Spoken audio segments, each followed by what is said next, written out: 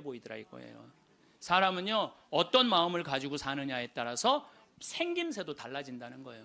나는 늙었어, 난 이제 죽을 거야, 죽을 날만 계속 기다리고 있잖아요. 그러면 그냥 죽는 거예요. 그리고 제가 권하는 거는 무기력증에 빠지지 않기 위해서 가장 중요한 거 운동하는 거예요. 헬스 자전거 타는 거. 헬스 자전거 꼭 타세요. 허벅지에 근육이 풀리잖아요. 그때부터 누워서 똥오줌 싸는 거예요. 여러분들 누워서 똥오줌 싸는 사람들 많이 보셨어요? 아마 내가 제일 많이 봤을 거야. 누워서 똥오줌. 왜냐하면 환자 봉송체 나가니까. 그러면요 한 5년 10년 누워서 똥오줌 싸는 집에 들어가잖아요. 온 집안에 냄새가 배 있어요. 온 집안에. 그러니 그 집이 기쁨이 있겠어요 없겠어요? 본인만 삶의 질이 떨어지는 게 아니라 그 가족 전체가 삶의 질이 떨어지는 거예요. 또 내가 또 가정방문 간다고 또 청소해놓고 향수는 뿌려갖고 이게 향수하고 섞여갖고 무슨 냄새인지 구분이 안 돼.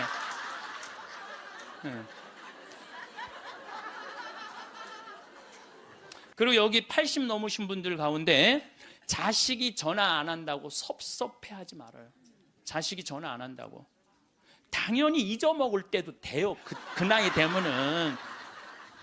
그 나이 되면 잊어먹을 때도 돼요. 어머니 아버지가 있는지 없는지도 모르는데 무슨 전화야 전화는. 그리고 정 목소리 듣고 싶으면 본인이 하세요. 전화기 째려보고 있지 말고. 1번 누르면 큰아들, 2번 누르면 작은아들 나오는데 그걸 못하고 이놈의 새끼들이 손가락이 없어 발가락이 없어 왜 전화를 안 해. 자기가 하면 되지. 그래서 늙어서는 뭐를 버려야 되느냐면 거지 근성을 버려야 돼요. 누가 나한테 해주겠지, 날 찾아와 주겠지, 이런 생각 절대 하지 말라는 거예요. 오늘도 황창현 신부님의 지혜의 말씀을 통해 여러분의 행복한 노후를 위한 해안을 얻어가시길 바랍니다. 라디오처럼 틀어놓고 들으셔도 됩니다. 영상이 마음에 드신다면 구독과 좋아요 부탁드립니다. 황창현 신부님의 행복 특강 지금 바로 시작하겠습니다.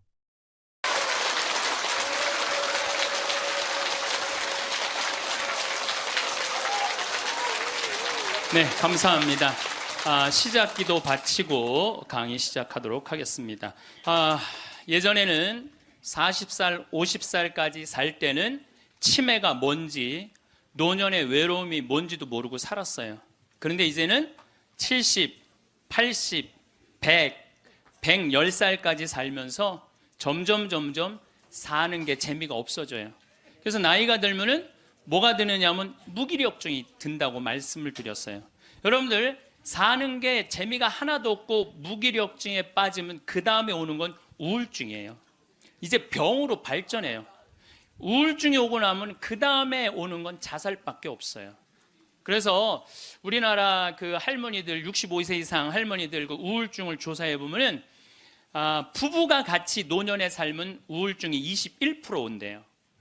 그리고 자식하고 살면 27%가 온대요. 그러니까 여러분들 늙어서 자식들하고 살면은 행복할 것 같죠? 행복하지 않아요. 그러니까 여러분들 나는 늙어서 자식한테 효도받고 산다? 아니에요. 나이를 70, 80, 90 넘어가면서 자식하고 살면은요 서름받고 섭섭하고 또 내 마음 몰라주고 내가 저를 어떻게 키웠는데 나를 이렇게 무시해? 자기 오래 사는 줄 모르고 섭섭한 것만 생각해요. 자기 오래 사는 줄 모르고 섭섭한 것만 생각해요. 그러니까 자식하고 살면은 우울증에 더 많이 걸리는 거예요. 그러니까 여기 계신 여러분들은 늙어서 자식하고 한 집에서 산다는 생각은 아예 머릿속에서 빼버려야 돼요. 빼버려야 돼. 또 문제는 혼자 살면은요 이 우울증은 41%로 늘어나요. 혼자 살면. 누가 뭐라 그래도 늙어서는 부부가 같이 사는 게 제일 좋아요. 누가 뭐라 그래도. 그러니까 여러분들 지금 여기 60, 70 되신 분들, 50 되신 분들도 마찬가지예요.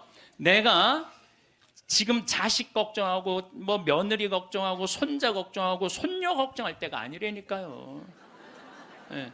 남편 걱정하고 아내 걱정해야지 자식들 걱정할 일이 아니에요. 여러분들 이번에 니마 그 강을 건너지 마오.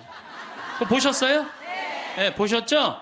저는 그 니마 그 강을 건너지 마오를 우리 직원들하고 보면서 저는 참 많이 울더라고요. 많이 울었죠, 여러분들도. 근데 난 그 우는 게 이해가 안 가. 왜 울어? 여러분들, 할아버지 98, 조병만 할아버지, 할머니 89, 강계열 할머니. 여러분들, 89, 89살에 눈 오면 눈싸움하고 놀고, 그렇잖아요. 낙엽 떨어지면 낙엽 가지고 놀고, 꽃 피면 꽃 꽂아서 머리에 꽂아주고, 냉이 씻을 때 물에 물장구 치고 놀고. 여러분들 89살, 이 98살에 그렇게 산다는 건요, 늘 내가 강의 때 말하는 대로 사는 분이에요. 얼마나 행복해요. 저는 그 두 분의 이렇게 사는 모습을 보면서 참 보기 좋더라고요. 저렇게 마지막에 아름답고 경치 좋은 데서 자식들하고 안 살고 그 부부가 같이 그렇게 한복 꼭 같은 색깔 입고 얼마나 좋아요. 100살까지 그렇게만 살 수 있다면 여러분들 그건 대복을 탄 거예요. 저는요 중간에 무슨 장면이 나오느냐 하면은 이 할머니 생일날 자식들이 와서 밥을 먹다가 싸워요. 싸우는 거 보셨죠? 네. 뭐 네가 한번 아버지 아팠을 때 병원에 모시고 갔냐, 전화라도 한번 했냐. 그 싸우는 걸 보면서 많은 사람들은 가슴 아프게 생각을 하는데 전 전혀 그렇게 이건 여러분들 모두의 일이에요. 앞으로 대한민국의 모든 집에서 일어날 일이에요. 그리고 나는 그 자식들 100번 이해가 돼요. 100번 그 자식들 이해가 돼요. 여러분들 생각을 해보세요. 98이면 아들이 68살이야. 아들이 68살이면은 자기도 힘들어. 자기도 70에 들어섰는데 98살 먹은 아버지 언제 챙겨요? 98 먹은 아버지. 여러분들 생각을 해봐요. 예, 여러분들 딸이 하나 있는데 40살까지 시집도 안 가고 80 다 된 내 옆에 붙어 살아. 그럼 그 딸 이뻐요, 미워요? 그리고 그냥 돈이라도 벌어오면 좋은데 돈도 안 벌어와. 돈도 안 벌어오고 계속. 그리고 이런 우리나라 캥거루족이 몇 명이냐면은 100만 명이래요. 그러니까 어머니가 70, 80이 다 됐는데도 그 어머니 등골에 붙어서 빼먹는 거야. 자긴 돈도 안 벌고. 여러분들 그런 딸들이 자기가 독립하지 않고 계속 부모 힘들게 하면 그 딸 밉잖아요. 그럼 입장을 바꿔놓고 생각해보자 이거야. 내 나이가 60이 됐는데 아버지가 100살 되도록 안 죽고 계속 내 등에 붙어 살면은 60 먹은 자식은 힘들 것 같아요? 안 힘들 것 같아요? 똑같은 입장이에요. 계산상 안 맞는다는, 계산상. 자식을 20년 키웠으면 20년만 얻어 먹어야지. 근데 이제는 20년 키우고 40년, 50년, 60년 얻어 먹는다니까요. 지금 50살 되신 분들은 110살까지 산다고 말씀드렸죠? 그러면은 지금 50살 된 분들 110살까지 살면은요, 60살서부터 자식 기대고 산다면은요, 몇 년 얻어먹는 거야? 50년 얻어먹는, 50년. 지금 40살들은요, 120살까지 사는 거야. 그럼 60살서부터 자식 기대서 얻어먹고 산다면은요, 60년 얻어먹는 거야. 20년 기껏 키우고 난 다음에 60년 얻어먹는 게 말이 돼요? 그러니까 이제는 자식하고 산다는 거는 자식이 늙어서 나를 책임진다는 건 상상도 하지 말라는 거예요. 누가 책임져야 돼? 내 인생은? 내가 책임지는 수밖에 없어요. 아니, 제가 늘 드리는 말씀이지만은 저는 고등학교 3학년 때까지 어머니 아버지가 저를 키웠어요. 저는 우리 집 막내로서 정말 사랑 많이 받고 자랐어요. 그 신학교 들어가니까 누가 날 키워줬어? 교회가 날 키워줬어. 신학교, 교회가. 신부되고 보니까 너무 고마워. 그래서 20년 동안 나 키워준 어머니 아버지한테 은혜를 갚으리라. 내가 받은 만큼은 돌려주리라. 그래갖고 내가 신부 돼갖고 첫 사목 활동비 받았을 때 45만 원인가 받았어요.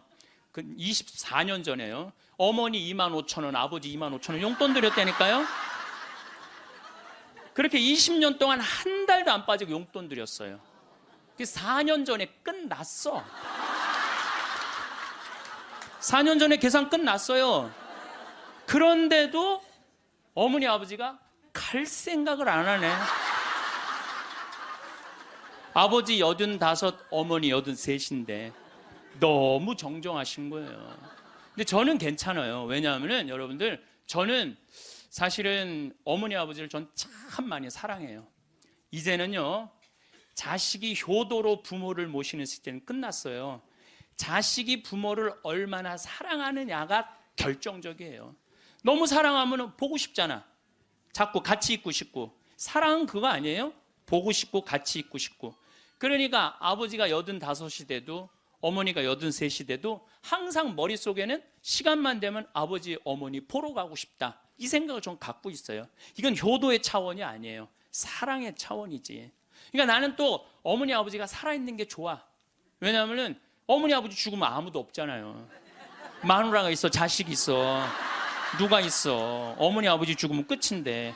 그래서 내가 어머니, 아버지한테 꼭 하는 말이 있어요. 올해도 가서 말씀드렸어요. 어머니, 아버지, 내가 70에 은퇴하니까 앞으로 딱 20년만 더 살아라. 그럼 아버지 105, 어머니 103이야. 그러니까 딱 20년만 더 살고, 그땐 내가 안 붙잡겠다. 그땐 죽어도 된다. 저는 상관없는데 여러분들은 상관이 있어요. 왜 상관이 있느냐 하면은 70살 된 여러분들, 50, 60살 된 여러분들은 지금 나도 힘들지만 자식 결혼시켜줘야지, 또 뭐 책임져야 될 게 얼마나 많아. 그런데 늙은 어머니, 아버지, 90, 100살 된 어머니, 아버지까지 살아있다면은 이건 너무 힘든 거예요. 너무너무 힘든 거예요. 그러니까 인생이 즐거운 게 아니라 인생이 온통 짐이야, 짐. 그러니까 온통 짐이 되기 싫으면은요, 여러분들, 짐이 되기 싫으면요, 내 인생은 이제 내가 책임지는 거예요. 내 인생을 내가 책임지는 방법은 딱 한 가지밖에 없어요. 자식 학원 끊는 거예요. 자식 학원 끊고 대학 다닌 자식 있으면 휴학시키고, 그리고 결혼은 네가 벌어서 가라고 그러는 거예요. 이 대한민국 이 세 가지가 안 되잖아요. 그럼 모두가 불행할 수밖에 없어요. 근데 우리나라 애들이 지금 얼마나 허약하냐 하면, 우리 생태마을은 참 일이 1년 내내 일이 너무너무 많아요. 그래서 사람이 많이 필요해요. 사람이 많이 필요해갖고 내가 고등학교 졸업생들 많이 뽑았어요. 근데 10명 중에 9명은 가요. 일주일도 일을 못하고. 10명 중에 9명이 왜 일주일도 못하고 가는 줄 알아요? 초등학교, 중고등학교 24시간 책상에만 앉아 있었던 애들이야. 책상에만. 그러니까 끈질기게 노동을 하는 걸 배워본 적이 없어. 여러분들, 유럽 아이들, 미국 아이들은요, 이 스포츠를 너무너무 중요하게 여겨요. 그래서 토요일 날, 일요일만 되면은 엄마 아빠들이 애들 운동하는 거 계속 지켜봐요. 그래서 내가 이번에도 그 미국 쪽에 이 워싱턴 쪽에 강의를 갔는데 그러더라고요. 여기 우리 사회는요, 운동을 못하면 사람 대접을 못 받는다는 거예요. 자기 아들 지금 럭비를 시킨대. 우리나라 럭비를 시키는데 초등학교 6학년 애야. 너무너무 럭비를 잘한다는 거예요. 그러니까 그 럭비 데리고 다니는 게 일이야. 그러니까 걔네들은 기본 끈기가 있는 거야. 운동을 하니까. 근데 우리나라 애들은 운동이 어디 있어? 국어, 영어, 수학 외우느냐고 그냥 대학교 때까지 책상에 앉아 있는 거야. 이런 애들이 생태마을에 와서 아침 9시부터 저녁 6시까지 일을 해봐요. 못 견뎌요. 뭐 하루 만에 가는 놈, 이틀 만에 가는 놈, 일주일 만에 가는 놈. 제가 그 돌아가는 아이들을 보면서 이거 큰일 났구나. 대한민국 이거 큰일 났구나. 전부 머리 쓰는 일만, 그것만 일이라고 생각하고 노동을 귀하게 여기자. 여러분들, 노동을 귀하게 여기지 않으면요, 그 사회는요 끝나는 수밖에 없어요. 로마가 왜 망했어요? 자기 나라 지키는 용병 다 용병 갖다 써갖고 망한 거예요. 우리나라도 지금 외국인 노동자들 엄청나게 들어오잖아요. 그러니까 중소기업에 가보면 전부 사람이 없다고 난리야. 그런데 국가에 보면은 지금 애들 캥거루족이 100만 명에 취직 못하는 애들 200~300만 명이 넘게 집에서 그냥 노는 거야. 아무 일도 안 하고 엄마 돈 빼먹는 거죠. 엄마 아빠 등골 빼먹는 거예요. 그거는 엄마 아빠의 등골만 빼먹는 게 아니라 80, 90까지 살 엄마 아빠 등골까지 다 빼먹는 거예요. 이게 여러분들 보통 심각한 문제가 아니에요. 대한민국 지금 심각해요. 자식들한테 돈 다 뺏긴 노인들, 쓸 돈이 없어서 집 안에만 그냥 박혀 있는 거예요. 공원에 나가 이렇게 장기 바둑 두는 근데 기웃거리다가 집에 들어오는 할머니들 참 많아요. 결국 사는 맛 하나 없이 사는 노인들이 극단적으로 자살이라는 걸 선택할 수밖에 없어요. 여러분들, 우리 이 가톨릭 안에 자살은 구원받을 수 없다고 그러잖아요. 마지막을 자살로 삶을 마감하면 어떻게 해요? 우리나라가 10만 명당 평균 자살 숫자가 31명이에요. 근데 참 재미난 통계가 있어요. 60대는 10만 명당 51명으로 늘어요. 그러니까 나이를 먹을수록 더 많이 자살하는 거죠. 70대는 몇 명으로 늘어나냐면 79명으로 늘어나요. 70대는 79명. 80대는 몇 명으로 늘어나냐면 127명으로 늘어나요. 80대는. 그러니까 80대가 돈 없지, 자식 안 찾아오지, 병들었지, 결국은 우울증 걸려서 선택하는 거는 자살밖에 없다는 거예요. 왜 삶을 그렇게 마감하냐 이거예요. 근데 이게 다 여러분들 욕심 때문에 그래요. 욕심 때문에 애들을 망치는 거예요. 여러분들 지금 이 초등학교 학생들이 오늘 굉장히 많이 왔는데 이거 굉장히 막 아주 이거 획기적인 일이 지금 벌어졌어요 지금. 이 초등학생들이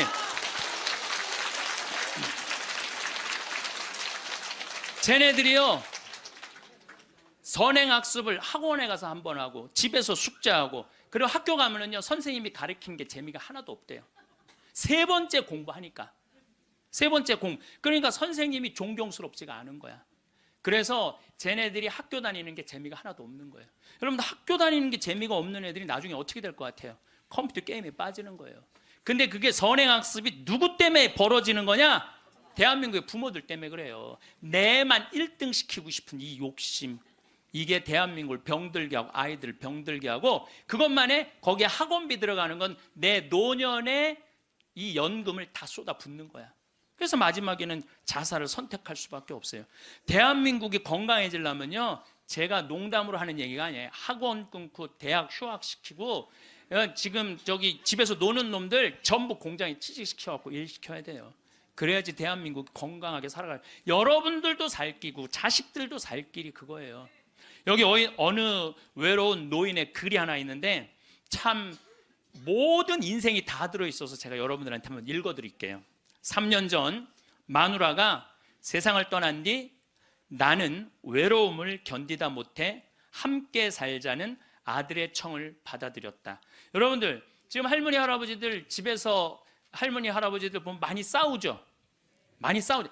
그게 얼마나 큰 행복인지 몰라요. 싸우는 것도 행복이에요. 싸울 남편도 없잖아요. 그럼요, 그거 얼마나 외로운데요. 외로울 수밖에 없어요. 나는 내가 강의 때 핸드폰 울려도 한 번도 신경질을 부린 적이 없어. 내가 나는 아늑하고 편안한 아들네 집에서 학교 간 손자들과 직장에 나간 아들과 며느리가 돌아오는 저녁 때를 기다렸다.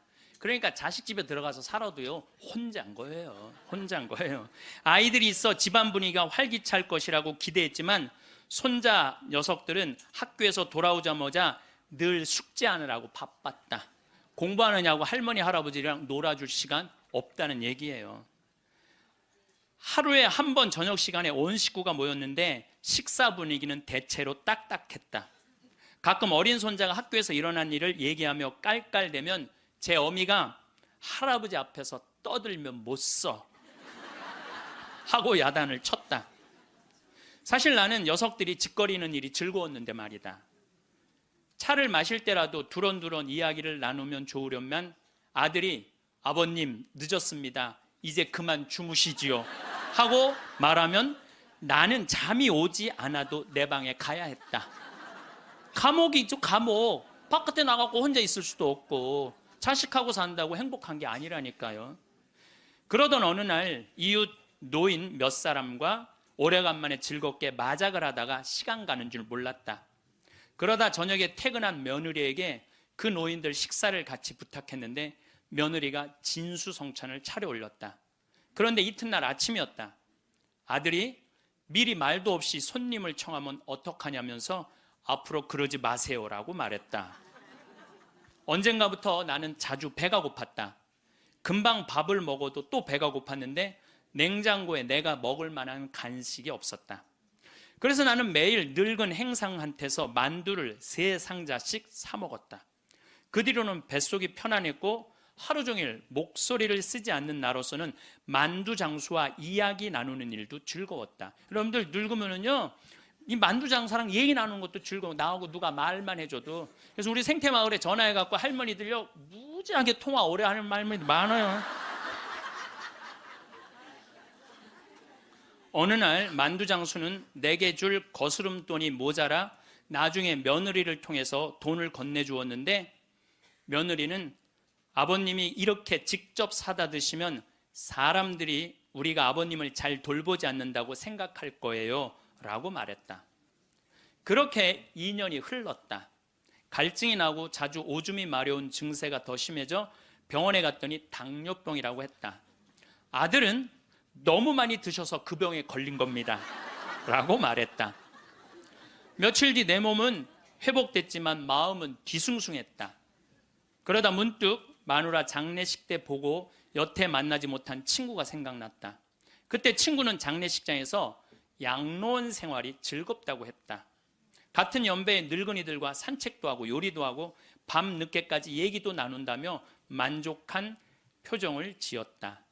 내가 들어갈 방도 있냐고 묻자 친구는 자네는 아들과 더불어 만년을 편안히 즐기게 라고 말했다. 여러분들 늙어서요, 늙은 친구들하고 어울려서 노는 게 행복할 것 같아요? 나 쳐다보지도 않는 아들하고 사는 게 행복할 것 같아요? 여러분들 여기 지금 늙은 친구들하고 오신 분들 많죠? 네. 아들이 여기 와서 놀아줄 수 있어요? 못 놀아줘요? 못 놀아줘요. 그러니까 이 생각을 바꿔야 된다는 거예요. 그냥 돈을 꾸리고 아껴서 그 옆에 있는 소중한 친구하고 밥 한 번 사 먹을 생각 안 하고 자식 뒷돈 대줄 생각만. 그 정신 나간 엄마 아빠들이라는 거예요. 그러면 나는 그 친구의 말에 공감했지만 이미 3년을 편안하게 보냈으니 그것으로 족하지 않는가. 나는 자리에서 일어나 주섬주섬 짐을 꾸렸다. 옛 친구들이 있는 곳으로 가기 위해. 제가 가끔 삼성 노블 카운티 또 유무상통 마을, 그야말로 돈이 있는 할머니 할아버지들 노인 요양시설에 가서 강의를 해요. 그분들 참 멋지게 살더라고요. 해주는 밥 딱딱 먹고 수영장 있고 삼성 노블 카운티는 골프 클럽도 있더라고. 같이 골프도 치고 다니고. 여러분들 다 하실 수 있어요. 뭐만 하면, 학원만 끊으면, 욕심만 버리면 여러분들 다 하실 수 있어요. 대한민국은요, 지금 얼마든지 행복하게 살 수 있는 길인데 이놈의 욕심이 지금 대한민국을 막고 있는 거예요. 그래서 늙어서 행복하게 살기 위해서는 첫 번째, 무조건 집을 나가라. 나이 먹어서 외롭지 않게 사는 방법은 일단 해만 뜨면 집을 나가야 돼요. 그리고 70, 80 넘어가고 집에 있는 게 아니에요. 일단 나가주는 게 예의라니까. 그냥 70, 80 넘어가고 이렇게 그냥 하루 종일 그리고 앉아있으면요, 며느리들 힘들어요. 며느리들만 힘들게 아니라 여러분들도 심심해서 죽는다는 거예요. 혼자 있는 고독이라는 게 참 무서워요. 우리나라 독거노인 숫자가 125만 명이나 돼요. 어떤 모양으로든 함께하는 방법을 찾아야 돼요. 가끔 1박 2일씩 사라져 주는 것도 예의야. 그래서 우리 생태마을에 오는 것도 예의예요, 예의. 저는 우리 생태마을에 봄만 되면은 할머니 4분, 5분이요 어울려서 생태마을에 오셔서 월요일부터 금요일까지 쉬고 가요. 월요일부터 금요일까지 쉬어봤자 13만 원밖에 안 돼요. 아니 여러분들 일주일 동안 내 손으로 밥 안 하고 먹여주지, 재워주지, 찜질방 있지, 산책로 있지, 미사 있지, 강의 있지. 1년에 한두 번 13만 원 위해서 나를 못 써요? 근데 그 할머니들이 이제 몇 년을 오는데 그 할머니들이 나한테 이구동성을 하는 얘기가 있어요. 신부님 말대로 집 잡혀서 이렇게 내가 쓰다 보니까 인생이 너무 즐겁다는 거야. 인생이 너무 즐겁다는 거야. 집 잡혀서 쓰다 보니까 인생이 너무너무 즐겁다는 거야. 사는 게 너무 행복하다고 그래요. 요즘 우리 어머니 친구들이 매일 모여서 우리 집에서 먹고 막 춤도 춘대요. 음악 틀어놓고 춤도 추고. 그 그리고 또 뭐예요? 니마 그 강을 건너지 마오도 가서 보고 국제시장도 가서 보고 왔는데 평생 영화 안 보러 가시던 분인데 요즘 보러 다녀요. 80세 돼 갖고. 근데 어머니가 하시는 말씀이 이제 사는 게 재밌대. 쓰니까 재밌는 거 쓰니까. 여러분들 국제시장에 유일한 내 귀에 들어오는 단어가 딱 하나 있어요. 이 한덕수라는 친구가 함흥 일사후퇴에서 오잖아요. 네가 장남이니까 네 책임져지라고. 그러니까 이제 자기가 대학도 못 들어가고 파독 광부가 되죠. 그런데 다시 돌아와요. 해양대학에 합격을 해요. 돌아와서. 근데 베트남 또 참전을 가요. 동생하고 꽃분이네 가게 그거 구한다고. 근데 그 부인이 한마디 해요. 당신 왜 가족을 위해서만 사느냐고. 당신을 위해서도 살으라고. 당신을 위해서도 살으라고. 그런데도 이 사람은 끝까지 가족을 위해서 마지막까지 살죠. 그 여의도에서 막순이라고 함흥에서 놓친 그 이제 미국에 이제 입양돼 갖고 정말 눈물 콧물 다 빼죠. 우리나라 그 의사 선생님들이 100살 넘은 분들한테 문의를 했어요. 손수건 있어요. 걱정하지 마세요. 여러분들이 너무 많아 갖고 지금 더워서. 또 강원도는 오늘 영하 17도예요. 영하 17도라 내복을 입고 왔더니 우리는 내복을 안 입으면은 추워서 못 살아요. 어쨌거나 100살 넘은 분들한테 물어봤어요. 이렇게 100살까지 어떻게 건강하게 사느냐고. 근데 100살 넘은 모든 분이 똑같이 뭐라고 얘기냐면 해만 뜨면 집을 나간다는 거예요. 여러분 오늘 해만 뜨면 여기 나오니까 좋아요 안 좋아요? 좋잖아. 천주교가 얼마나 할 일이 많아요. 그래서 여러분들 나는 성당 다니는 거 나이 먹어서 참 좋다고 생각해. 성당 다니는 거. 성당 갈 때까지 걸어가요 안 걸어가요? 걸어. 올 때 걸어오고. 그리고 또 우리 천주교가 미사 참여할 때 그냥 놔둬요. 일어나라 앉아라 들어와라 나가라. 얼마나 많이 시켜 미사 때마다. 그리고 여러분들 나이 먹어서요 이렇게 많은 사람들 속에 어우러져 있으면요 자기가 의식이 젊어진대요. 그래서 뭐가 안 걸리냐면 치매가 안 걸리는 거예요. 치매가. 그래서 레주하는 할머니들이 되게 자다가 돌아가신대. 많이 끝까지 활동한다가 지쳐서 죽는 거예요. 지쳐서. 레주하는 할머니들이 끝까지 활동하다가 지쳐서 죽는 거예요. 지쳐서. 또 나이 먹어갖고 좋은 건 춤추는 거예요. 이게 나이 먹고 춤처럼 좋은 게 없다는 거예요. 가장 자연스러운 운동 중에 하나가 춤이라는 거예요. 그래서 요새 노인복지관에서 춤 프로그램이 참 많잖아요. 가서 춤만 추세요. 또 눈이 맞아갖고 막 뭐 결혼을 하느니 마느니.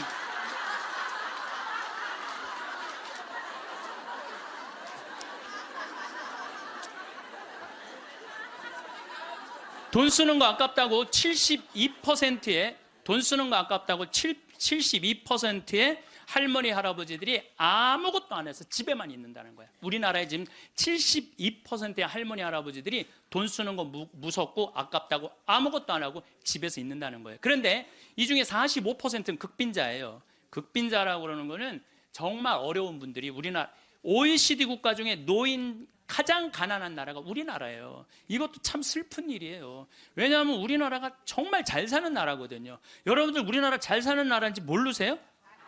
알죠? 잘 살아요. 이번에도 뭐 1조 1000억 달러를 달성하고 무역 흑자 500억 달러가 넘는 나라예요. 그런데 노인들은 OECD 국가 중에 가장 가난해. 이게 참 슬픈 일이에요. 근데 어쨌든 45%는 정말 쓸 돈이 없는 할머니 할아버지들이에요. 그런데 나머지 27%는 돈 쓰는 게 아까워서 못 쓰는 분들이에요. 27%는 여러분들이 여가 활동도 하지 않고 27%의 할머니들 아무것도 안 하면 이 할머니들이 뭐 하는 거냐면 나중에 누워서 똥 좀 싸는 거예요. 여러분들 이 돈 간병인 병원비로 다 씁니다. 안 쓰는 거.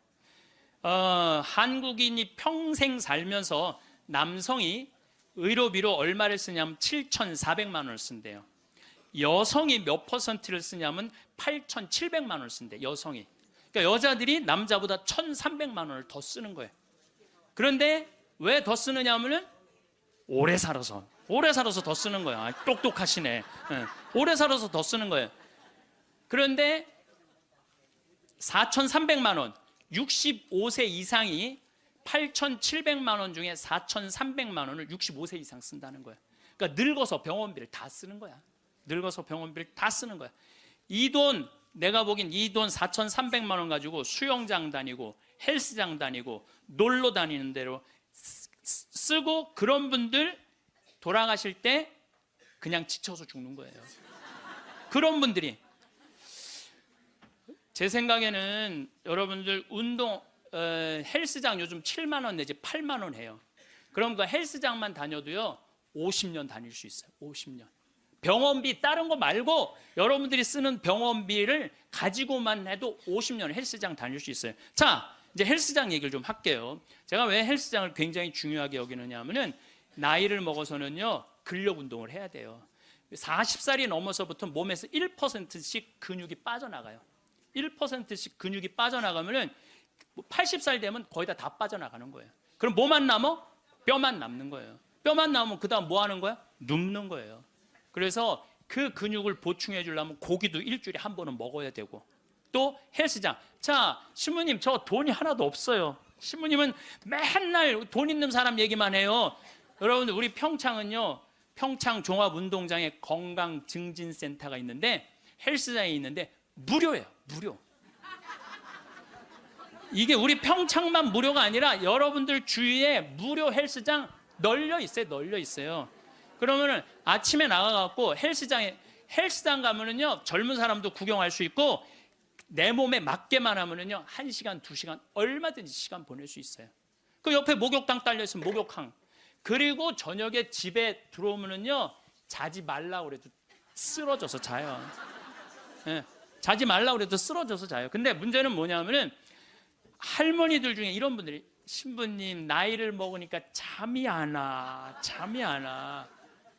이런 분들은 왜 잠이 안 오냐면 하루 종일 소파에 앉아갖고 여러분들 누워서 똥오줌 싸는 아버지를 모시면서 어떤 분이 일기를 썼어요. 극히 일부만 제가 옮겨놓을게요. 이 참 내용이 참 가슴이 참 짠해요. 이 더 기가 막힌 내용도 있는데 내가 이 방송이라 정말로 정말 우리들이 들을 만한 객관적인 내용만 쓴 거예요. 어제는 불효를 했다. 기저귀 찬 채로 거실로 나가려는 아버지와 어머니의 실랑이가 벌어지고 급기야는 누워서 발길질하는 아버지의 폭력으로부터 어머니가 먼저 돌아가실 지경에 이르렀다. 여러분들 마지막에 똥오줌 싸고 이런 분들, 치매에 걸린 분들은요 막 뱀이 막 기어간대요. 천장에 뱀이 기어가고 천장이 막 무너지는 것 같고 극도의 공포에 사로잡힌대요. 그러니까 이 치매 걸리는 게 진짜 똥오줌 싸는 것보다 더 무서운 게 뭐예요? 치매 걸리는 거예요. 근데 진짜 무서운 건 치매에 걸려갖고 똥오줌 싸는 거예요. 치매에 걸려갖고. 그리고 집 나가갖고 치매 걸리는 부모님 잃어버리면은 자식들이 또 얼마나 애가 타요. 그리고 막 집기 다 망가뜨려 놓고. 참 이런 못할 짓을, 이게 이유가 딱 한 가지라니까요. 안 죽어서 생기는 일이에요. 안 죽어서. 자, 여기 그러니까 이 할아버지가 이제 할머니를 막 때렸나 봐요. 밤이면 더욱 기승을 부리는 망령. 이미 아버지의 영혼의 절반은 잡기에게 농락당하는 처지에 이른 것이니 이 집안을 어찌할꼬. 부처님께 3배 후, 불교 신자예요. 부처님께 3배 후 죽비를 들어 아버지 양쪽 발바닥을 호되게 내리쳤다. 여러분들 늙으면 자식이 부모 때린다는 얘기 많이 들었죠? 때릴 수밖에 없대요. 때릴 수밖에 없대요. 때려야지 컨트롤이 되니까. 하늘은 어찌 나를 이토록 침통하게 만드는 것일까? 아버지가 돌아가셨다. 염을 할 때 무릎 꿇고 용서를 빌었다. 잘못했습니다. 용서해 주세요. 용서해 주세요. 수도 없이 눈물로 용서를 빌었다. 그러니까 제 생각에는 자식들한테 이런 고통 주기 싫으면은 자기 인생은 누가 책임지는 거야? 자기가 책임져야 돼. 나이 들어 자식에게 의존하는 마음 자체를 없애야 돼요. 끝까지 내 힘으로 화장실 가고 돌아다닐 수 있을 때까지 돌아다니라는 거예요. 저는 지난 가을에 우리 어머니 아버지가 우리 생태마을에 오래간만에 오셨어요. 근데 아버지가 주치를 참 잘 캐요. 아버지 산삼도 잘 캐지만 주치, 이 3대 명약이 있다고 그러잖아요. 산삼, 주치, 동충하초. 근데 우리 아버지는 산삼도 캐서 나 먹이고 동충하초도 주치도 캐서 먹여요. 그러니까 우리 아버지가 가을 내내 산에 다니면서 주치를 캤어요. 인터넷 가서 찾아보세요. 네. 그게 우리 보통 서민들이 먹는 산삼만큼 좋은 약이라고 그래요. 그러니까 빨간 건데 어쨌든 그거를 아버지가 가을 84살 드신 아버지가 아침만 해만 뜨면 산에 올라가셨어요. 근데 저는 말리지 않았어요. 왜 말리지 않았느냐면은 그게 아버지의 기쁨이고 그 걱정은 되죠. 84살에 산에 들어가고 길을 잃어버리거나 낙상을 하거나 그럼 걱정은 돼요. 그래도 나는 아버지 그냥 산에 가시게 했어요. 왜냐하면 아까 그 외로운 노인의 얘기처럼 아버지 방에 들어가서 쉬시라고 가만히 있으라고 그게 노인한테 못할 짓인 거예요. 그래서 산에 가고 얼마나 신나게 주치를 캐오고 더덕도 이게 산에 이제 주치를 캐갖고 오면은 그게 자랑스러우신 거야. 그래갖고 큰 걸 캐오시면 내 손을 꼭 잡고 당신 방에 데리고 들어가세요. 큰 거 보여주려고 이게 신부님 이게 한 50년 된 거라고. 그럼 나는 다른 거 하나 이야 우리 아버지 최고다. 우리 아버지 최고다. 역시 우리 아버지가 최고로 멋있는 분이다. 그 아버지 너무너무 신나게 가을 내내 산에 다니면서 주치를 캐셨어요. 어머니는 또 그거 다려갖고 내가 강의 이제 지난 대림절에 하루도 안 쉬고 강의 다니잖아요. 그럼 밤 12시까지 기다리고 있는 거예요. 그거 그걸 먹인다고.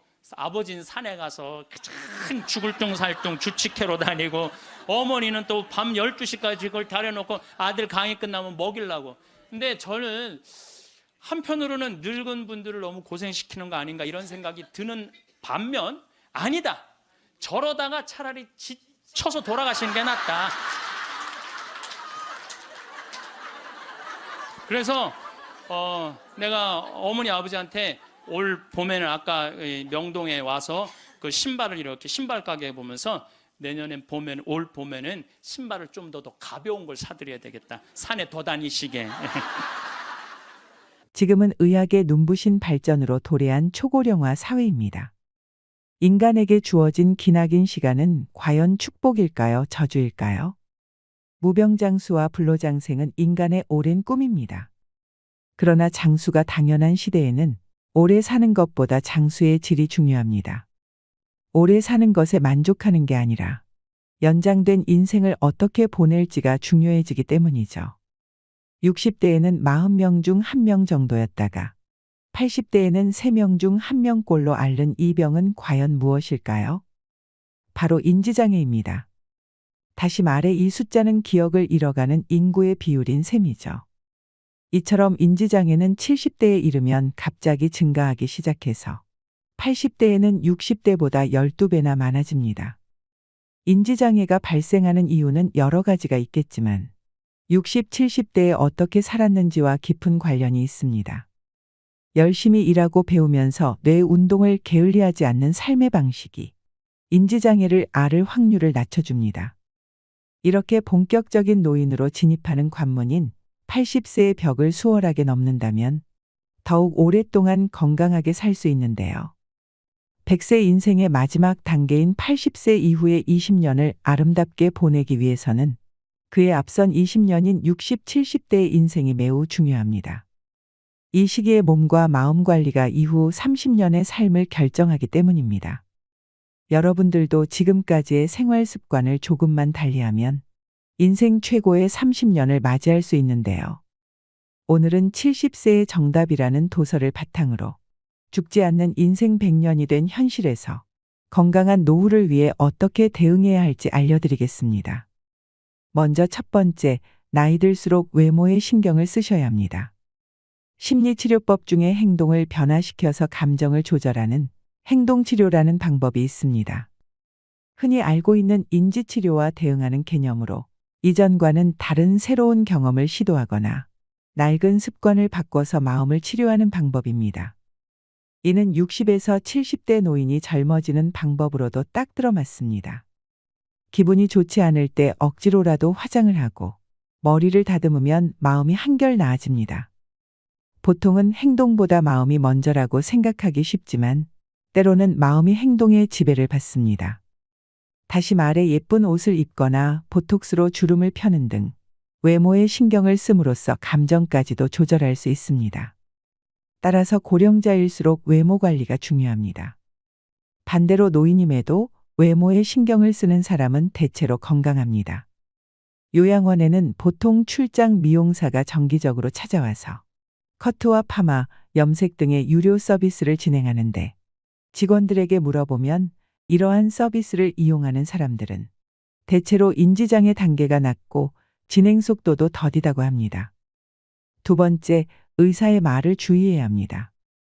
의사의 지시대로 잘 따른다면 건강 장수할 수 있다는 생각은 이제 버리는 편이 좋습니다. 70대가 되면 의사의 발언에 대해 조심해야 할 포인트가 하나 있습니다. 의사는 장수 전문가가 아닙니다. 자신의 전공인 한 장기의 스페셜리스트에 지나지 않는다는 점인데요.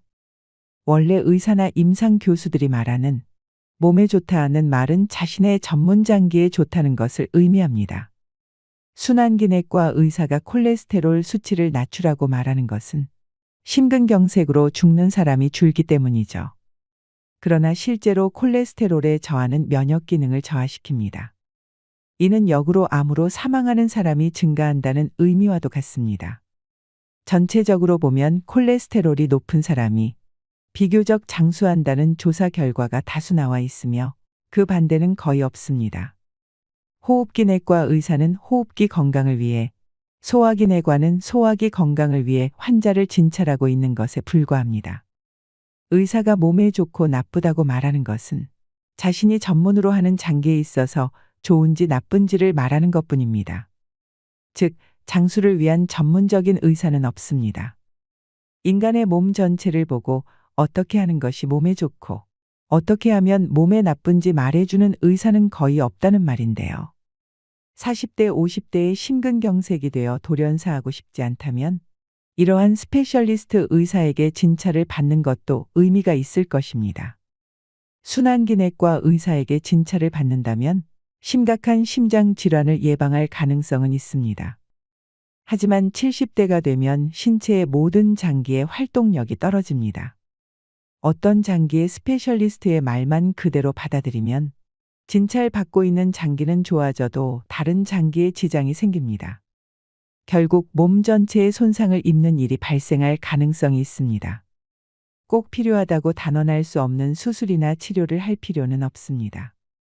의사가 시키는 대로 하고 결과적으로 생활의 질을 떨어뜨리는 경우는 자주 생길 것입니다.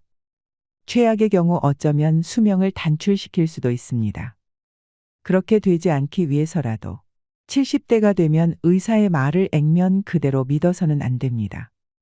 특히 중병을 앓는 경우 대학 교수라는 직함을 가진 의사를 그다지 신용하지 않는 편이 좋을 것입니다. 그들은 전형적인 스페셜리스트이며 고령자를 진찰하는 경험이 적은 의사가 많습니다. 앞으로 의사가 뭐라고 해도 그냥 고개만 끄덕이지 말고 스스로 생각하는 습관을 들이셔야 합니다. 과연 이 지시에 따라야 내가 오래 살 수 있는가? 내가 원하는 대로 만년을 건강하게 살 수 있는가를 스스로 생각하는 것입니다. 그러기 위해서는 자신 나름의 정보 수집이나 다른 의사의 진단을 듣는 등의 노력을 아끼지 마셔야 합니다. 세 번째, 퇴직 후에도 일해야 늙지 않습니다. 70대의 생활 방식은 참으로 중요합니다. 간병을 받는 환자가 되는 시기를 가급적 늦추고 80대 이후에도 건강하게 보내기 위한 마지막 활동기이기 때문입니다. 정년 연장이나 정년 후에 재고용 등 고령이 되어도 일하는 환경이 준비되고 있지만 그래도 70대가 되면 근무하던 회사를 그만두고 퇴직하시는 분들이 많을 텐데요. 70대 때 단번에 늙는 사람은 전형적으로 은퇴한 직후부터 일체 활동을 그만두는 경우입니다. 지금까지 열심히 일해왔기 때문에 퇴직하면 이제 아무것도 하지 않고 집에서 빈둥빈둥 지내고 싶다고 손꼽아 퇴직하는 날을 기다리는 사람도 있죠. 그러나 70세까지 현역으로 일을 하던 사람이 퇴직 후에 무엇을 할지 생각하지도 않고 은퇴하면 단번에 늙어버리는 일이 많습니다. 퇴직 후 집에만 틀어박혀 있는 70대라면 약 1개월 정도 지나면 운동 기능 가운데 상당 부분이 저하되기 쉬운데요. 집에서 지내면 평소 뇌 활동이 없어지고 치매 위험도 높아지게 됩니다. 특히 전두엽의 노화가 단번에 진행되게 되는데요. 창조적 능력이나 다른 사람에 대한 공감 능력, 예상치 못한 일에 대처하는 능력에 관여하는 부분입니다. 이 부분이 노화되면 어떤 일에도 의욕이 생기지 않고 활동 자체를 귀찮아하게 됩니다. 또 외형적인 인상에서도 발랄한 느낌을 잃은 기운 없는 노인으로 변모하게 됩니다. 그렇게 되지 않기 위해서라도 조만간 퇴직을 맞이할 단계라면 퇴직 이후 무엇을 할 것인지 미리 준비를 해두셔야 합니다. 퇴직하고 잠시 쉬었다가 다음에 무엇을 할지 생각한다면 어느새 게으른 생활에 휩쓸려 습관으로 굳어버리는 경우가 허다하죠. 퇴직 후에도 사회와 관계를 맺는다는 의미에서는 물론 일이 전부는 아닙니다. 반상회 임원이나 아파트 관리조합이 임원, 취미 모임의 직무를 맡아보는 것도 좋습니다. 자원봉사 활동도 퇴직 후에 사회에 참여하는 하나의 선택지가 될 수 있죠. 누군가와 협동해서 누군가의 도움이 되거나 누군가 나를 필요로 한다고 느끼는 것은 언제까지나 현역 의식을 유지하는 데 큰 도움이 될 것입니다. 70대가 되면 특히 은퇴 등은 생각하지 말고 현역 의식을 유지하는 것이 중요합니다. 그것이 단번에 늙는 것을 막아주는 중요한 방법입니다. 네 번째, 부부가 삼시세끼를 같이 먹으면 황혼이혼을 부릅니다. 은퇴한 남편 때문에 아내에게 생기는 병을 가리키는 부원병이라는 말이 있습니다. 요즘에는 워낙 대중적인 질환이어서 노인정신과 의사라면 가슴이 답답하다는 이유로 병원을 찾는 50에서 60대 여성을 대할 때면 우선 이 병부터 의심해 봅니다. 노후의 부부관계에서 특별한 어려움이 없다면 운이 좋은 경우라고 할 수 있는데요. 함께 보내는 시간이 많아지는 만큼 대다수의 노부부는 크고 작은 갈등을 안고 있기 때문입니다. 특히 삼시세끼를 함께 먹는다면 주의가 필요합니다. 요즘 세상의 부부가 삼시세끼를 함께 먹으면서도 전혀 스트레스를 받지 않는 사람들이 얼마나 있을까요? 통계에 따르면 은퇴 후에 황혼이혼을 하는 부부가 급증하고 있습니다. 25년 이상 같이 살아온 노부부들의 이혼이 최근 10년간 2배 이상 늘었는데 대부분은 아내의 요청에서부터 시작된 것이라고 합니다. 잠시 외출이라도 하려 들면 남편은 어디 가냐, 점심은 어떻게 할 거냐, 몇 시에 올 거네, 라며 연달아 질문을 날립니다. 한술 더 떠서 자기도 같이 가자는 남편까지 있습니다. 이러니 아내들은 물에 젖은 낙엽처럼 끈적끈적 달라붙는 남편에게 정이 떨어지지 않을 수 없습니다. 5번째, 2주간 집에 있으면 7년치 근육이 사라집니다. 노년이 되면 조금만 집에 있는 시간이 길어져도 운동 부족으로 이어져서 하반신 근육이 감소하기 시작합니다. 75세 이상이 2주간 움직이지 않으면 7년간 움직이면서 쌓아왔던 근육이 사라진다는 연구 결과도 있습니다. 또 고령자가 운동량이 부족하면 식욕이 떨어져서 영양 부족 상태에 빠질 위험이 큽니다. 집 밖을 나서지 않는다면 체력 저하는 물론이고 인지장애나 각종 성인병에 걸리기 쉽습니다. 6번째, 70대의 현명의 의사 선택법. 70대가 되면 의사가 말하는 것을 맹신하거나 과도한 기대를 품는 것은 그만두는 편이 낫습니다. 그러나 실상 고령자라면 어떤 이유로든 통원할 수밖에 없는 사람이 많을 것입니다. 그때 어떤 의사를 선택하면 70대, 80대 이후에도 건강하게 살아가는 데 도움이 될까요? 만년의 일상생활을 고려할 때 의사 선택도 매우 중요한 포인트입니다. 가장 손쉽게 의사를 구분하는 방법은 약물에 대해 이야기를 해보는 것인데요. 예를 들어 혈압약을 처방받아 복용 이후 상태가 좋지 않다면 이 약을 먹으면 몸이 나르네요. 약을 바꾸면 머리가 멍해져요 등 솔직하게 상담을 해봐야 합니다. 상태가 썩 좋지 않다고 호소해도 혈압은 정상입니다. 그럴 리가 없습니다.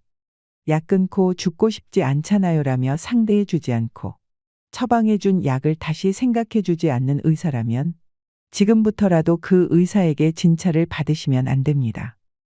고령이 되면 신체 기능도 개인차가 커지기 때문에 같은 약을 먹어도 아무렇지 않은 사람도 있고 나른함이나 휘청거림, 졸음 등의 증상이 발현되는 사람이 있습니다. 그런데도 몸에 좋으니 마시라고 교과서처럼 진료하는 의사라면 70대 이상의 고령자를 대상으로 하는 의사로선 불안할 수밖에 없습니다. 원래 이런 부류의 의사들은 고령자를 진찰하는 경험이 적거나 고령자를 진료하는 기본을 모를 가능성이 있습니다. 가능한 한 피하는 것이 현명합니다. 70대 고령자가 진찰을 받는다면 가능한 한 고령자를 진찰해 본 경험이 있고 환자가 고통 없이 편안하게 생활할 수 있는 것을 제일 먼저 고려하는 의사가 이상적입니다. 그런 의사라면 환자가 70대, 80대가 되어도 건강하게 생활해 나가는데 안심하고 맡길 수 있다고 생각합니다. 반대로 환자의 삶의 질보다는 자신의 집단에 집착해서 치료법을 강요하거나 특히 고령자의 신체를 이해하지 못하는 융통성이 없는 꽉 막힌 의사라면 진찰과 처방 이후 삶의 질을 떨어뜨릴 수 있습니다. 제대로 된 의사라면 약을 상담받을 때도 환자의 하소연을 잘 듣고 약이 맞지 않았군요. 죄송합니다. 이번에는 이 약을 시험해 봅시다 등으로 대응해 줄 것입니다. 이런 사람이면 고령자에게도 단골 의사가 될 것입니다. 7번째, 노력했느냐 안 했느냐에 따라 훗날은 큰 차이가 납니다. 80세의 치매가 진행되어 대화가 잘 되지 않는 사람이 있는가 하면 그 나름대로 지금까지 일이나 지적인 활동을 계속하는 사람이 있죠. 아울러 노벨상을 받아 훌륭한 연설을 할 수 있는 사람마저도 있을 것입니다. 눕는 행위가 노화를 재촉합니다. 눕기만 하는 생활을 하거나 일상에서 간호가 필요한 사람도 있고 매일 산책하거나 수영이나 골프 등 스포츠를 즐기는 80세 노인도 있을 수 있습니다. 즉 고령자가 되면 신체 능력과 뇌 기능에서 개인차가 많아지는데요. 젊은 사람이라면 10일 정도 질병으로 병실에 누웠다고 해도 퇴원 후 즉시 평상 생활로 돌아갈 수 있습니다. 하지만 고령자가 되면 그렇게 할 수 없습니다. 10일 동안이나 몸져 누워버리면 운동 기능은 단번에 약해집니다. 뇌 기능도 계속 침대 안에만 있으면 급속히 쇠약해집니다. 그만큼 고령자에게는 뇌 기능, 운동 기능을 유지하기 위해 계속 사용한다는 것이 중요합니다. 8번째, 70대가 암과 공존하는 방법. 70대가 되면 암으로 고생하는 사람이 늘어납니다. 암과 어떻게 같이 살아가야 하는지에 대한 것은 70대 연령 시절의 큰 과제일 것입니다. 가장 중요한 것은 암 진단을 받았을 때 수술을 할 것인지 여부인데요. 50대 이하라면 수술해도 좋다고 생각합니다. 60대도 회색 존이지만 아직 괜찮을 수 있습니다. 다만 70대 이상의 경우 수술을 하지 않는 편이 더 낫다고 생각합니다. 70대 무렵에 암 제거 수술을 하면 확실히 체력은 떨어지고 빨리 늙습니다.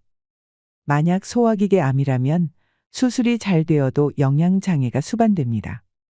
따라서 이후 생활의 질은 떨어지고 현역 시절처럼 건강했던 사람이라도 단번에 힘없는 노인이 되기 마련입니다. 몸 전체의 기능을 떨어뜨리기 때문에 다른 질병에 걸릴 위험도 높아질 것입니다. 그런데도 수술을 단행하는 사람들이 많은 이유는 비록 수술로 몸이 약해져도 수술하지 않는 것보다는 오래 살 것으로 기대하기 때문인데요. 힘이 없어져도 1년이라도 더 오래 살 것인가? 아니면 몇 년 빨리 죽는다 해도 건강한 상태를 살 것인지 어느 쪽을 선택할 것인가 하는 결정에 직면하게 됩니다.